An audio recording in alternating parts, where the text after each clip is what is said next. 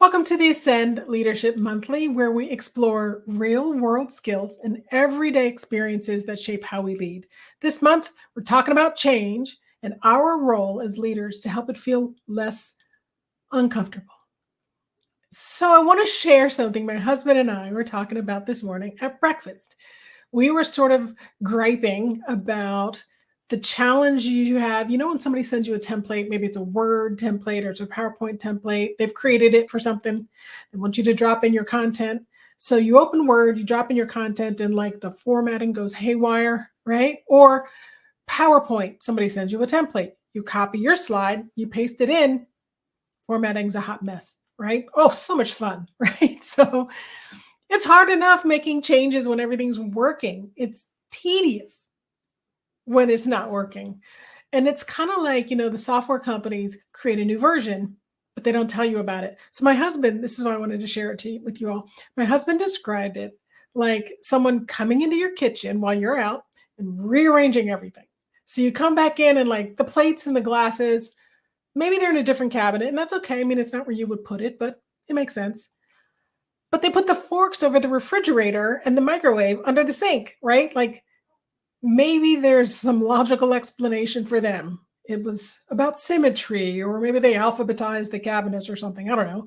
Made sense for them, but they weren't thinking about how people actually live in the kitchen. So hang in there with me because I'm telling you, it relates. I don't know how he comes up with this stuff, but it got me thinking about change. Well intended, might have been designed for productivity boosts.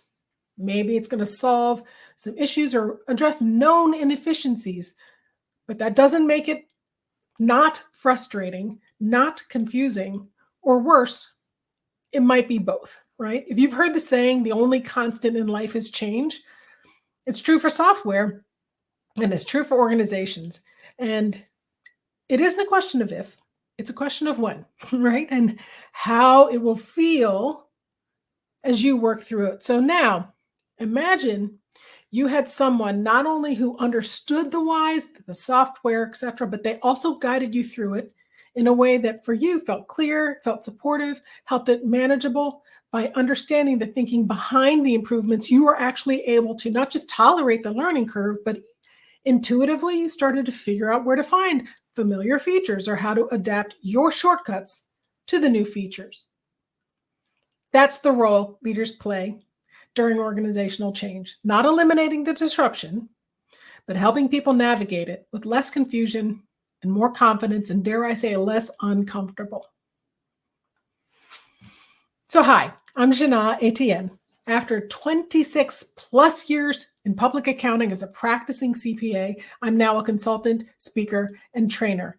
And my work is centered on something I call fearless inclusion, which I define as the freedom to be yourself and the ability to create space for others to do the same.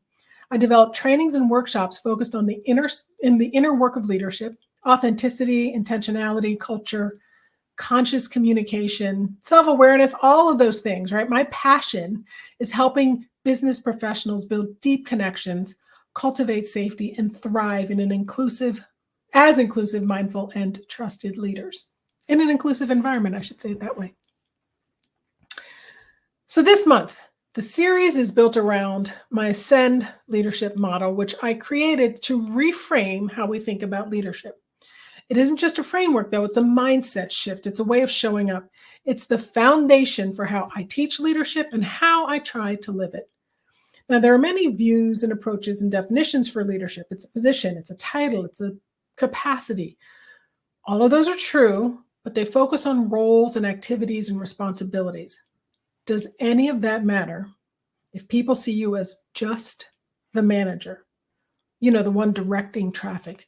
And so that reminds me of the quote. I don't know who said it, but it is something like the definition of a leader is someone who has followers. So I describe leadership like that. It's an outcome. It's not the title we hold, but the impact we create. And as I mentioned at the beginning, this couldn't be more important than we're leading organizations. It could be teams through a change. So each pillar here highlights not just what leaders do, but how they need to show up to build trust, to foster that resilience, to create the conditions to transition to that new software, as painlessly as possible in my example? Let's walk through this then. So the first pillar is authenticity. And so this is about how you show up in those moments of disruption. So people pay attention to your steadiness. If you're uncertain, that's fine, right? This isn't about being perfect, but it is about being transparent about what you know and what you don't know, appropriately sharing that, of course. That's what creates trust. In change initiatives, silence and spin can create more anxiety than the actual change. Authenticity means naming what's real and even when it's incomplete, so people can anchor themselves in clarity and not make assumptions. The next pillar is self-leadership. This is about managing your own reactions before you ask others to manage theirs. As I said, about that frustration when it comes to the kitchen being remodeled, right? Change stirs up emotions. And if you don't model calm and resilience, your team can't do that either. Think about that meeting where somebody got frustrated or upset, and that shift sort of rippled through, I would say dominoes is what I was thinking about, across the meeting. And there was a shift in energy, but how quickly that can shift, right? Self-leadership is you trying to drive the shift in the right direction. Next one is connection. So this is remembering change isn't just technical or strategic. And we're going to talk about this in today's session because we think of this as strategic planning and process, but it's emotional too. People need to feel heard, included, and understood. And leaders who take the time to do that and acknowledge this human side of change, that's where you build that trust to bring people through uncertainty, right? That's what makes that software change, navigation, learning cycle so much more easy to manage. What's next? Empowerment. So this is moving from pushing change to sharing ownership in the change, right? Inviting input, creating space for people to contribute, recognizing the best ideas sometimes come up from those closest to the work. I might have been the leader designing the strategy, but the person on the ground brought me some really important input. That's what empowerment means. People having a sense of agency. It makes it less likely that they're going to resist and more likely that they're going to engage. Not requirements. I'm sorry, not requirements. What's the word? It's not a given, but it increases the chance for that level of buy-in. The next one is navigation. So this is the actual guiding people through the change, not as a one-time event, as a journey, right? Yes, there's a destination in this case, because you might have heard the phrase journey, that something is a journey, not a destination. When we're driving change, it's both. So this doesn't mean always having the right answers, but it means learning as you go, sometimes shifting if as needed, rerouting, right? And keeping people moving in the right direction. And then the last one is decisive action. This is keeping momentum alive because change can stall if you hesitate as a leader. So this doesn't mean you got to keep rushing ahead because that could be reckless. So even if you don't have every detail figured out, if you say, wait until we know everything, right? This can leave people feeling stranded. They can lose trust. And I know I've been there. The leader of a project that you're working on is making it sound like they are being decisive, but you can tell they're kind of wavering. So that's what we're talking about today. Now, I like to always go back and start with a definition because it gives us a shared foundation. I do this in every sessions.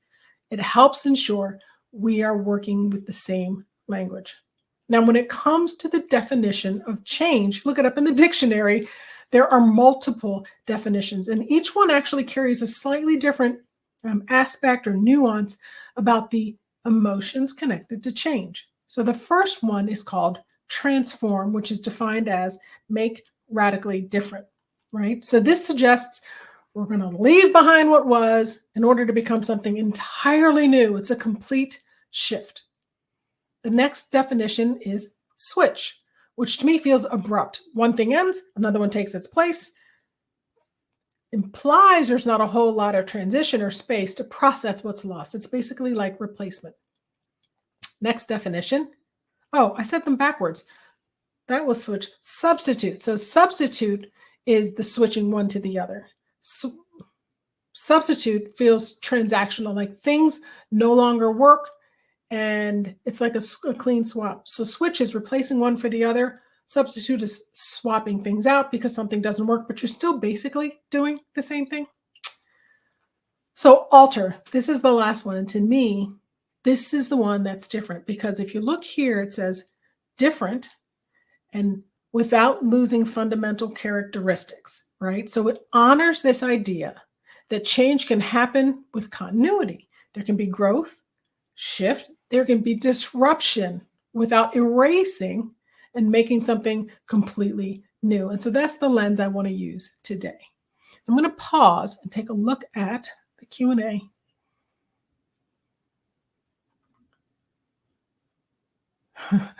Somebody said the same thing happened to them this morning with Word. The rest are just sharing some great feedback. So thank you about what they want to learn and why they're here. So I'm so happy that you all are joining me today. All right. So I'm talking a lot about emotions and the fact that this is where we can get hung up when it comes to change. And this is the part of change we should really zoom in on. So what do I mean by that? Looking here, I put together a list of some of those human experiences, right? So we can stop saying as leaders that change is really about the logic. Yeah, we understand change is a process, but sometimes we aren't good at seeing, anticipating, or even owning the emotional side of the impact those changes are making on us. So the impact on us as leaders, some of that is what I was describing earlier, self-leadership, as well as the changes to practice, to process, to procedure, sometimes to policy. And it doesn't really matter if they're big changes or they're small changes, right? Changes still can spark emotion. They can feel messy. They can feel personal. Now, too often, and maybe you've heard this, I know I have, somebody says, oh, come on, let's keep your head up, or, let's stay positive, or I really need you to get on board, right? Those are great, but they're not necessarily encouraging. They don't necessarily make you feel better because most people aren't resisting the idea of change. Yes, there are always going to be the naysayers, but for the most part, you're going to have some understanding. But what we need to remember is that the responses that we see, that's likely to be the impact of the change, what it feels like to them. What is it disrupting for them? What are we asking people to let go of? And sometimes, how are we asking them to do that letting go, if you will? Those reactions aren't flaws. As a leader, they're signals, okay? They're indicators of how deeply people are processing that uncertainty, that loss and fear. And often that's silent, right? So leading through change means understanding why it's so difficult to live through it. They're all the things that you see here. Sorry. All the things that you see here are examples of what's happening beneath the surface. So if you feel a loss of control or identity disruption, like what is my role here? Like how does this affect me going forward? What could happen here is you're taking away people's sense of agency. They have a sense of powerlessness, and that can be deeply upsetting because when people lose that sense of agency, they might just resist and do something that to you seems like it's counterintuitive, but they're trying to regain that sense of control. Anxiety, this is the second from the bottom, right? Anxiety. Our brains crave predictability, and anxiety is when I'm worrying about something that hasn't happened yet, that may never happen, that I can't necessarily change. And if you've ever felt that, is very unsettling, and change can spark that kind of feeling. So that's what we want to be mindful of. I use this metaphor a lot. I like this because when you think of an organization as an ecosystem, it's because I was going to say everything affects everything. But what I mean by that is that the ecosystem, it's really about all of the elements. They're functioning as a single unit, and there's an interconnectedness, if you will, between all of those elements. So thinking about here of a coral reef, right? It's the plants, the animals, the microbes, they connect with each other, and the environment. So when we stop thinking of organizations as static, it's the sum of the practices, policies, procedures, all the things I listed before. If we start seeing them as living ecosystems, it can change everything, and it can help us shift our focus, especially when it comes to trying facilitating this really efficient, highly productive, we're going to get it right, knock it out of the park change. We can shift from controlling process to understanding people, from ticking off the check marks on our checklist, because we like a checklist, right? To looking at the relationships involved in those processes. So just like an ecosystem, a company will adapt in real time to shifting conditions. Remember earlier, I talked about the person whose mood shifts or they are a bit reactive and not in the best way in a meeting, and it just is disruptive. And remember, change isn't linear and it isn't constant. It rarely just smoothly flows. It ebbs and flows like the tide, right? I'm sticking with my little underwater theme here. And I'm not just talking about employees, by the way, the entire ecosystem, clients, stakeholders, the community, possibly regulators, depending on the type of organization you have, investors. They're all part of the identity of the organization in some way, shape, or form. And so when it comes to change, when the implementation of the strategy slows down, gets stuck, or the rollout loses momentum, it's still moving. The system doesn't sit still. So I'll throw one last thing out of here. I don't have a lot in this picture, but imagine a school of fish. I've seen this on those television shows, about the ocean, where there's this school of fish and they are all moving organically and dynamically, but it's often because one fish is shifting direction. They're reacting to something, and maybe the rest of the fish don't see it. Some of them sense it, some of them don't, but it ripples across the whole school of fish and they move. And so that's what I want us to think about when we're trying to implement change. Our ecosystem is potentially the entire organization, and one department is affecting another. It could be a project team, and one person is affecting the team. Now, I did mention, or if I haven't, I do want to talk about change frameworks, because so far I've been talking about emotion, how we show up as leaders, right? Trying to understand mindset. But I do want to talk briefly about frameworks, because these are necessary. Because frameworks, they're those checklists that I was talking about. They break complex efforts into manageable steps. So they're going to clarify things like roles. They're going to help us define timelines. They help people stay aligned and accountable. The structure, the process, systems, they're organized, right? So that we can achieve our goal. And most importantly, they're going to give us a shared language about what we're trying to do and how we're doing it. So these are the tools we lean on to manage change. But notice I didn't say lead through change. These frameworks work, right? So I want to be clear. This isn't about replacing or dismissing these models. What I want us to do is layer in and acknowledge that the frameworks organize what we are doing, but they don't often speak to how people feel as what we're doing unfolds. So they don't help us recognize what's happening under the surface, the hesitation, that fear of losing control. Sometimes it's just mental fatigue, right? And it shows up as silence that starts to creep in, and the whole thing is one way to describe losing momentum. That's what can make or break a change effort. So yes, frameworks help us organize change. They're essential, but they don't help us move through it. That's where connection comes in. So I don't know about you, but I have been in projects where I've either had to design the strategy, or I'm helping teams implement the strategy, or I'm on the project strategy, the project team, right? And I have felt every one of these experiences. Identity loss, like I can see the change that we're trying to make, but like, what's my role in the end? Because I understand the roles that we're moving toward, which one's mine, right? How much autonomy will I have? What will I be responsible for? Who am I going to report to? Like all of that stuff, if it's a reorganization, for example. So what made the difference for me? It wasn't the checklist. It was the people on the team. It was my colleagues in the organization.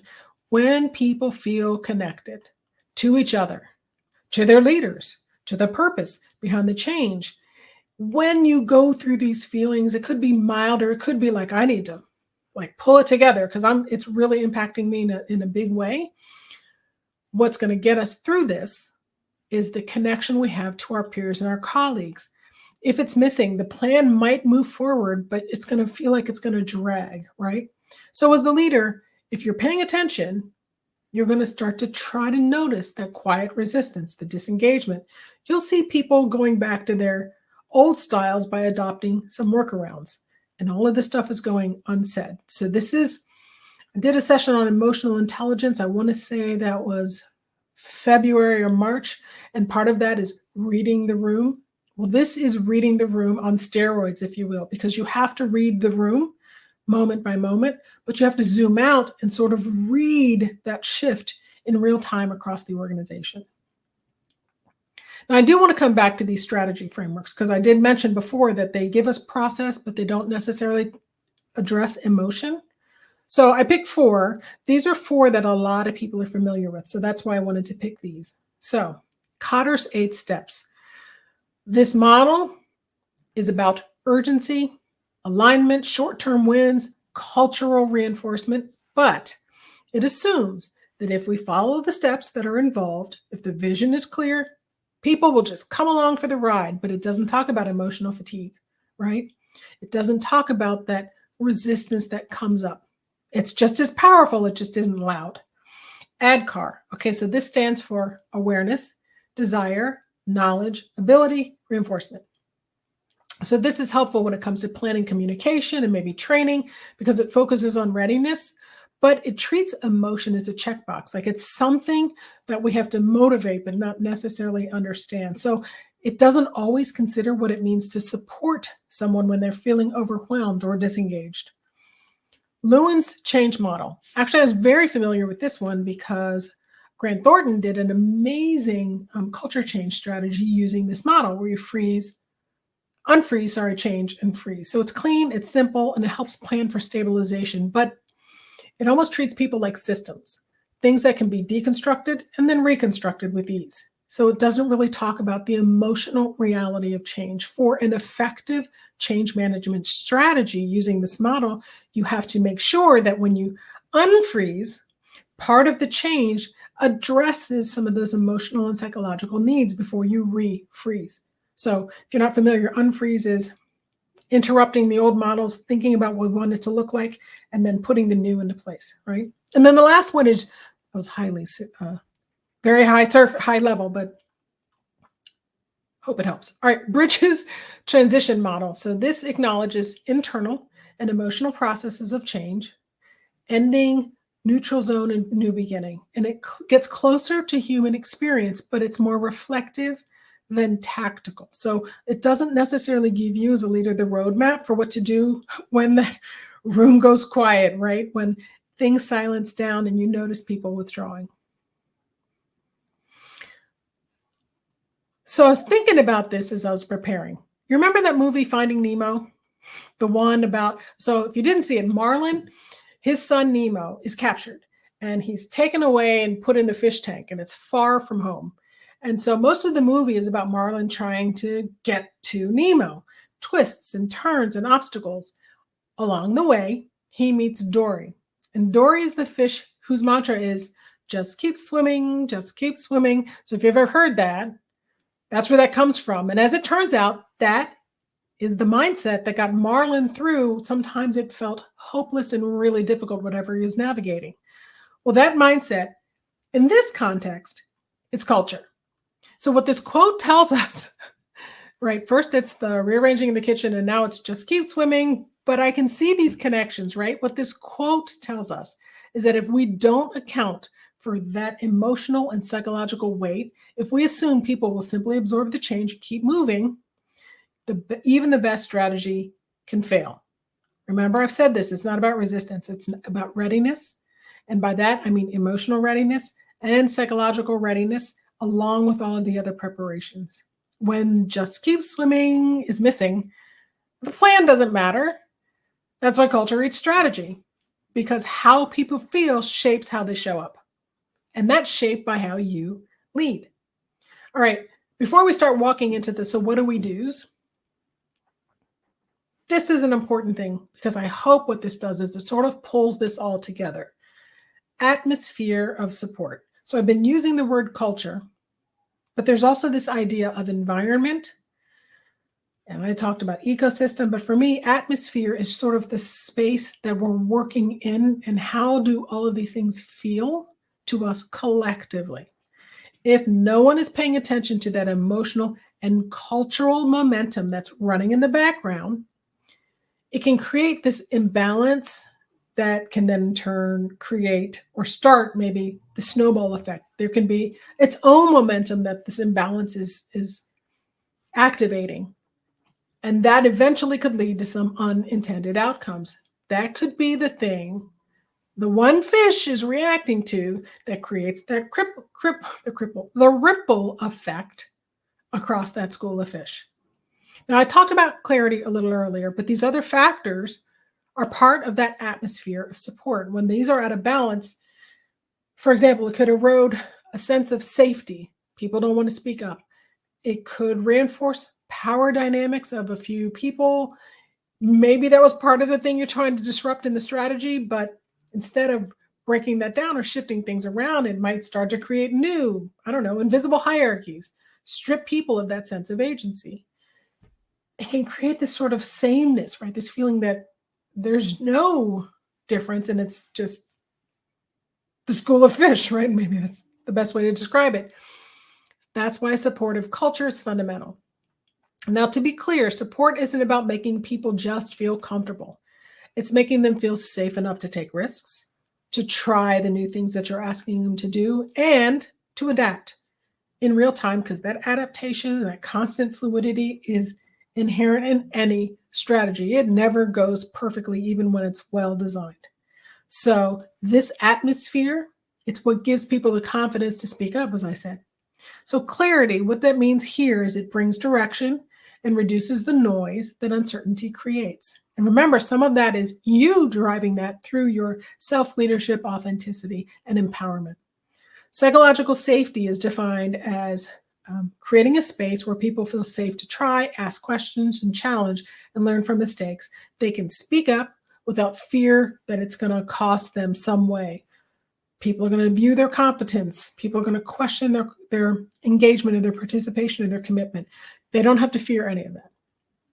Now, support and development, what I mean here is delivering on the commitment to skills building and to training, because people need that to be successful. If you fail to provide that, people disengage. We all want to be successful at work. We want to move forward in our careers, and I cannot do that without training and support. Now, belonging, this is how we create those connections. We strengthen that team trust. And so this is what allows us to navigate bravely and confidently. It allows us to be vulnerable with each other. And then recognition, listen, we all want to feel seen and appreciated. So making sure that people feel this along the way is critical. All right, I'm going to pause and take a quick look at the Q&A.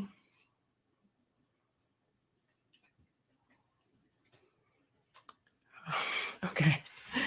I see a comment from you, John K. That's very funny. Feel free to reach out to me afterwards. Everyone, I think he was asking me a question that isn't necessarily on point, but it does have to do with credibility. And that's one of the things as leaders, in order to maintain credibility before your team and before your organization, you have to be able to show up and address all of those shifts.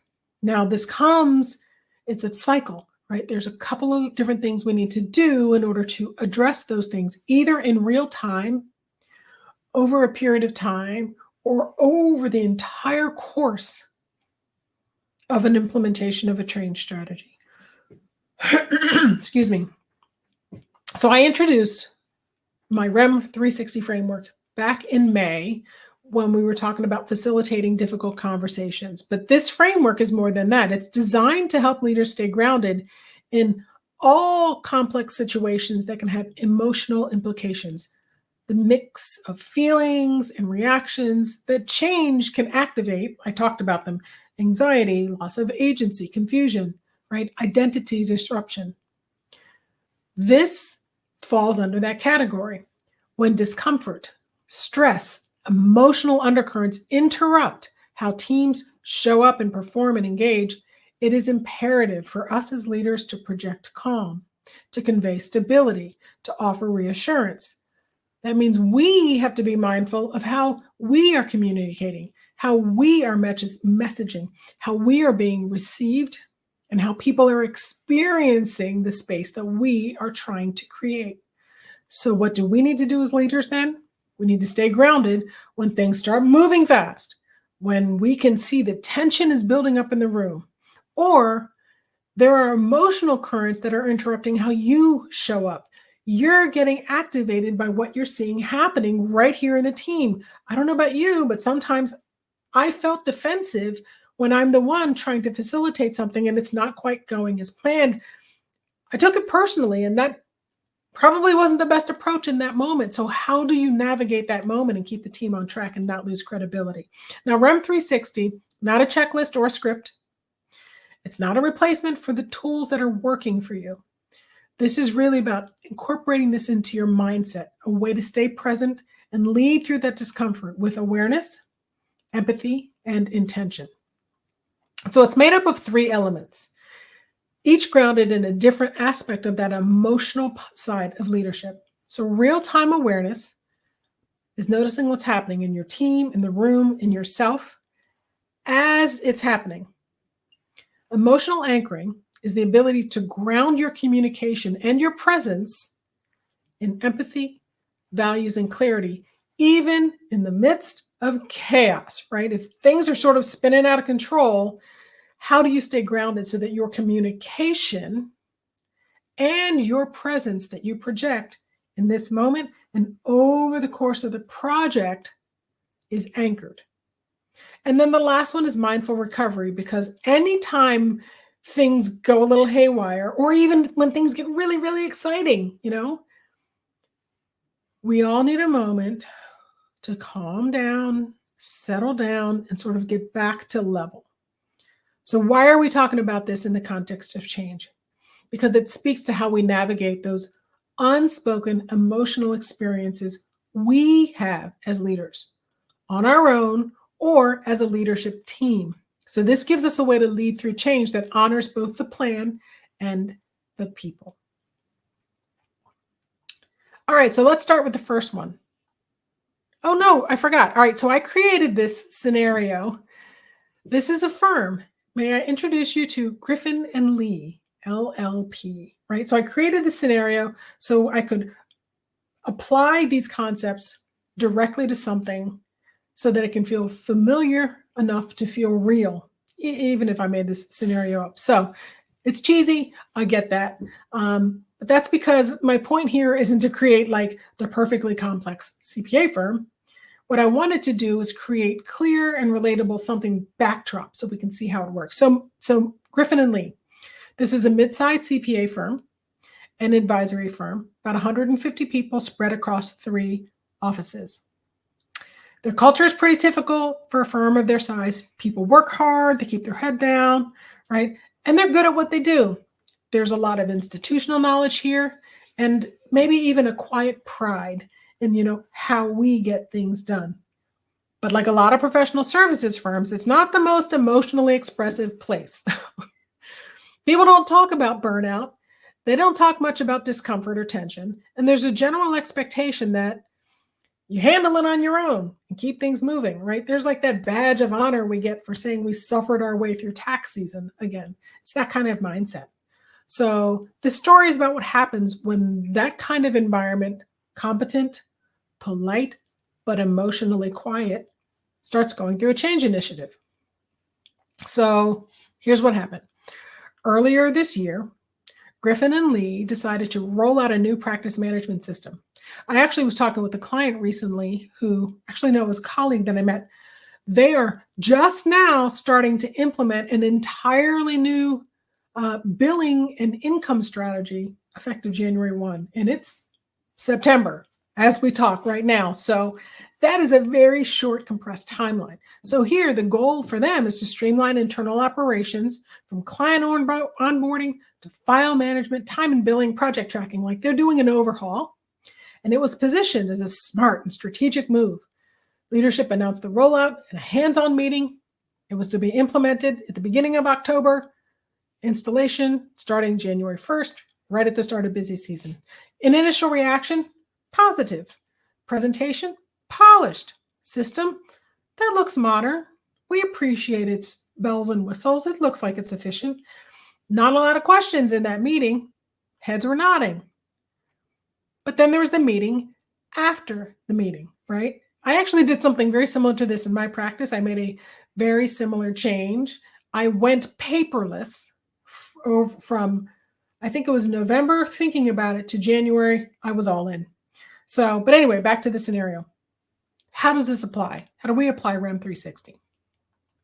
So the first one is real-time awareness. This is noticing the emotional undercurrents that's happening. So this is about presence and the ability to stay tuned to what's unfolding around you and within you.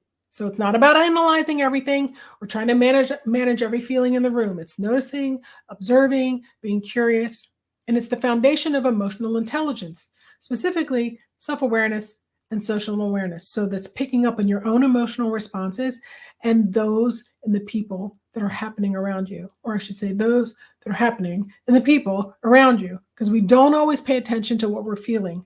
And so we can dismiss them when we're working under pressure or feeling reactive to something. So why does this matter? Well, when we think of leadership, it's not enough to have good intentions. We assume that if our goal is clear, our message is positive, and our actions are aligned with strategy, people will follow. But intention isn't the only thing in the room. Remember, emotions. There's also assumptions, those cultural undercurrents that I was talking about. If we're not paying attention, these dynamics take on a shape of their own, if you will. I mentioned that earlier, right?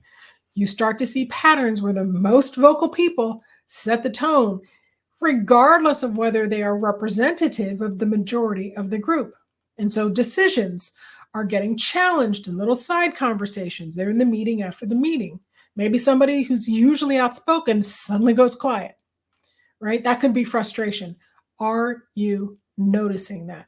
Real-time awareness is noticing that a meeting that is normally collaborative starts to feel tense. And no one's saying anything explicitly, but because you're paying attention and scanning for this, you realize and you notice the subtle shifts in energy. People are reserved, they nod, but they don't contribute. So that's real-time awareness. It's important that we can pick up on those signals.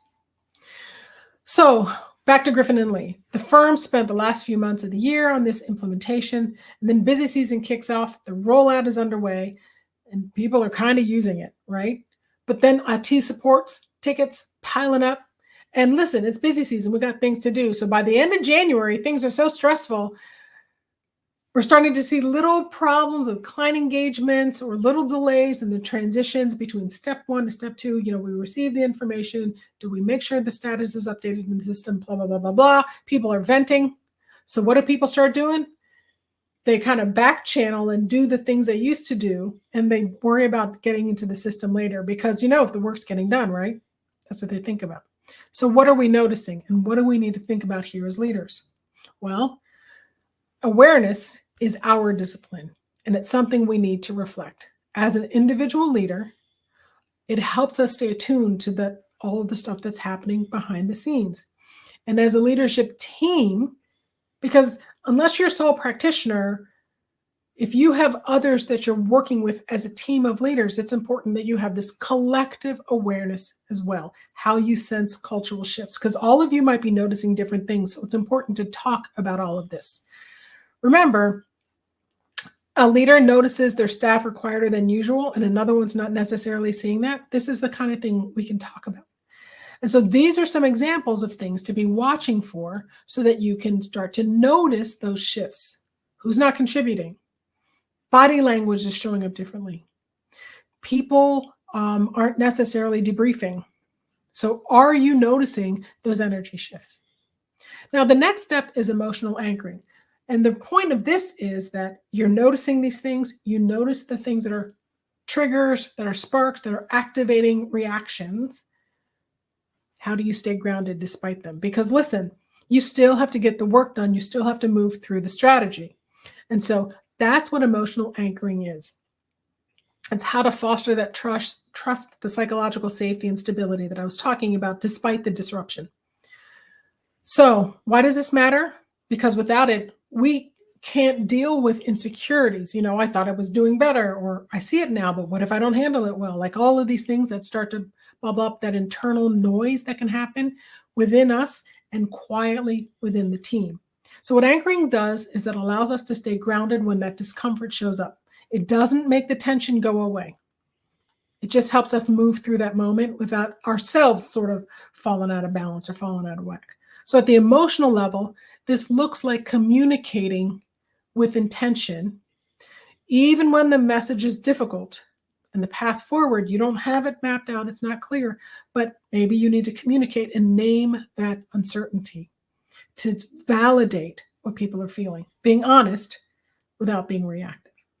So at Griffin and Lee, what happens? They send out this email that says, because they're noticing these patterns, let's all do our part to adopt this new platform. And so it's a little bit tone deaf, right?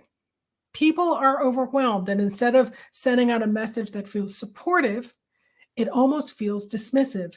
That's what I mean when we talk about communicating with intention. If our intention was to be supportive, to reinforce the plan and to cheer people along, I know this is hard, but we can do this, then maybe we need to find a different message to anchor the emotions of the team. And then jump ahead. So what does this look like? Before you write that email, pause. Listen to how you think the words will be received, because it doesn't matter the beautiful words you've said. What matters is how those words are interpreted, right? What is the message that receives?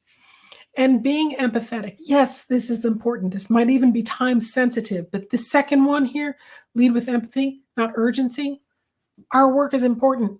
We have deadlines, but if we don't show up with empathy and understanding, appreciating how our staff are feeling and addressing those feelings before we try to address the technical solution, we're going to lose people. And so how can we do that? That's how we express ourselves to our staff. Filtering our communication through values. So is what I'm about to say aligned with my values? There's nothing more frustrating when people say, well, we value ... and then something kind of shows up a little differently. And that's followed by, well, that's not who we are. Well, if that's what actually happened, frankly, that is who you are. And it's an opportunity for us to reflect so that we don't say that again, ever, right? So that's what I mean by emotional anchoring. Now, last one, mindful recovery. So you've gone through the process. After that moment is passed, the rollout is done. There have been difficult conversations. There's been conflict. There's been pushback. There have been wins, right? How do we acknowledge all of those emotional roller coaster rides that we went on and then reconnect and restore? This is what we need to be thinking about as an organization, especially as a leadership team, collectively, because we can't have one leader doing one thing for one team, another leader doing another thing, and then the executive leadership not paying attention to any of it. So why is this important? Because people, once they check out, find it hard to check back in. That drift in engagement might become the new norm, right? So we want to make sure we're pulling people back. We're acknowledging that discomfort so that we can get them back on track.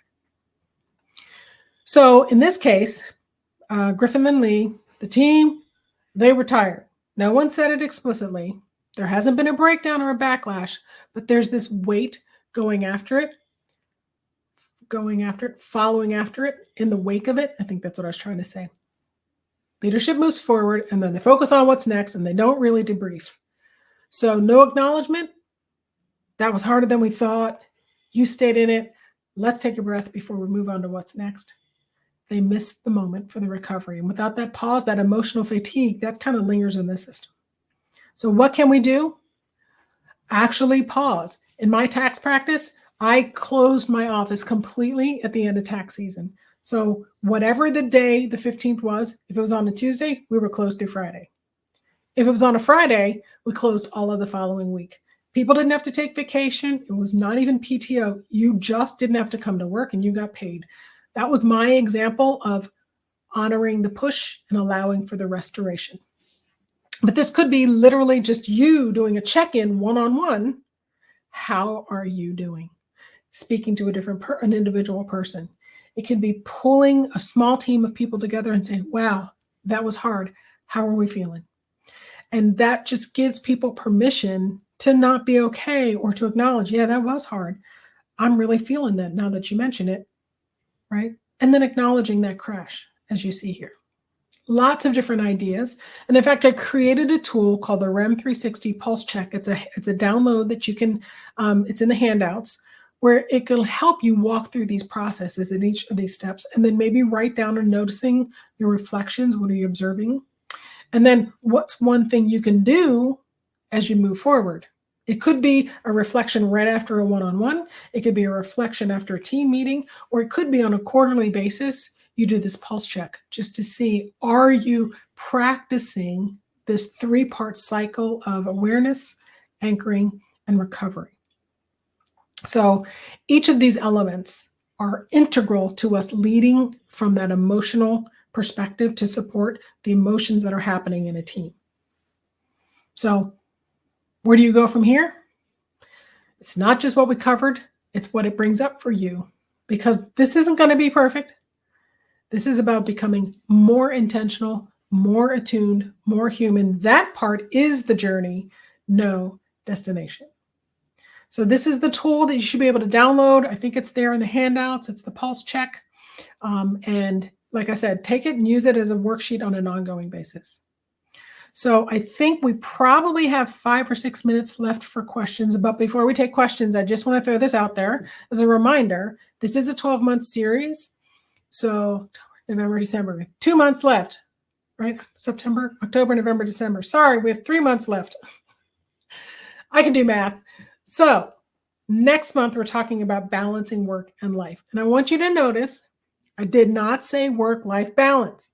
And I said that on purpose. I believe in something that I call work-life integration. What do I mean by that? It's reimagining work, not as a separate thing, because of the problem with balance is it suggests it's this one, or it's this one, or it's a little bit of both, like a pie chart, right? But for me, it's more like it's work that's not separate from our life, but it's an integral part of who we are. It's woven into our lives, and it's very much how we live and work today. So how can we create that sense of balance so that we are working in ways that in our life as a whole, it feels healthy, restorative, and fulfilling? And then we're going to wrap up the series. We're going to talk about networking, how to build those deep professional relationships. That's November. And then in December, we're going to look at our step back and look at our leadership brand. Like, what does it mean to have a leadership brand? What could that look like? All right. So questions. Let me see. Did I get to the right place? And just a reminder, please post questions for us in the Q&A, and we'll do our best to get to them in the time we have. Yeah. So I see here somebody asked, we had someone retire before a change was taking place in what they do because it would involve more work on their part. Oh, if I understand that correctly, there was a change that was going on. Somebody was responsible for something. It was going to be more involved in their work. And at that moment, they happened to retire. So that's an observation, not necessarily a question, but that's a really good example of the type of ripples that can happen. I was in a project team. It was a big cross-functional project team. And on this team, one of our actually senior leaders of that team had let me just say, it was a critical, life-changing experience. And they weren't working for like 4 months as a result. So what do you do when that happens? Because the show must go on, as they say, the change has to happen. So part of this, from what I was talking about, is the strategy itself. Like, what changes do we need to make in the implementation plan? Does this change the timeline? We need to look back at the change strategy that we're using to see how do we adapt in real time. That's from a procedure and process perspective. But what was most important was, because I remember being in that meeting where many of us were crying because it was really difficult to hear what our colleague was going through. And so you have to pause, right? That's that emotional anchoring. Real-time awareness was noticing that pain. Some people were on the spectrum of, wow, that's really unfortunate, and I hope everything works out. And other people were at the other end of that spectrum who were not quite devastated, but clearly emotionally impacted to the point that they might have needed to step away from that meeting or even from work for a day or two. Your job as a leader is to notice that spectrum and create that space and to validate all of that real-time awareness. Emotional anchoring is to say it's okay, how you now communicate to create that sense of stability. We're going to get through this. I know this is hard. Maybe sharing a personal anecdote, having gone through this before and how the team pulled through. That's an example of how you can use storytelling as a leader. And then allowing a break. Maybe we step away from the project for a week. We regroup after a week. That also buys you time as a leader to think about, what does the regroup look like? So that was a really good example, Bridget. It reminded me immediately of something that I experienced personally.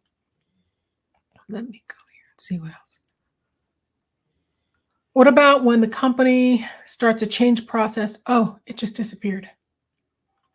Oh, here it is. What about when the company starts a change process, but the leaders do not give a crap about how it affects their subordinates? They should attend this session. If you happen to be somebody on that team and you feel like your leadership isn't doing that, this is an opportunity for you to step in, because remember that definition I gave earlier? Leaders, I don't, who said it? I would like to remember the name, but the quote is something like, the only definition of a leader is someone who has followers. You can lead from position and you can lead from authority, but you can also lead through influence and relationship. I call that leading from the side or leading from the back. You don't need to have the title. So in this case, maybe you can step in and fill that void, offer that support, and demonstrate to the leadership and certainly to your peers that you have what it takes to support them. I think that's an opportunity to shine. Let me see. What do you do if leaders aren't reading the room or environment and you do and are hearing the unhappiness? So I think that's going to come down to the question of the relationships you have with leaders. One of the challenges of leadership is getting feedback. And a good leader is open to upward feedback. They're open to hearing the things, the hard truths, if you will. So maybe you have a relationship with a leader in this organization where you can go there and talk to them about it. Or maybe you have a relationship with someone who can share that feedback with the leader or leadership team. Absent having something like that, it kind of comes back to the same answer I just gave to John's previously, I think it was John's question, where how you can then show up and model this for the team. And I would hope that the leadership notices it, but sometimes, leadership doesn't get it right. And so it's an opportunity for you to step in. All right, let me see. What else is there? Oi, somebody says to speak up in that organization, get fired. There's not much you can do about that. And that's an example of an organization. The biggest challenge we have as an industry right now is recruiting. Or wait, no, the biggest challenge we have in this industry right now is retention. Oh, wait, no, it's both. And so your organization might have to learn this the hard way. And I will say, if this is an organization that behaves this way and this isn't consistent with your values, you might need to find another position in another organization. I'm not advocating for people to quit. I'm inviting people to try to step in and fill that void, but I also want to acknowledge that that's not always possible. Support care, and watching out for others. Great advice, John. Thank you. All right, Gabe, I think those were pretty much all the questions. The rest were just comments. And so with that, I'll hand it back over to you. Everyone, thank you so much for joining me today. Scan this QR code if you want to drop some time on my calendar, send me an email, message me on LinkedIn. I'd love to connect and hear how I can support you. Thank you for being here, and I hope to see you next month.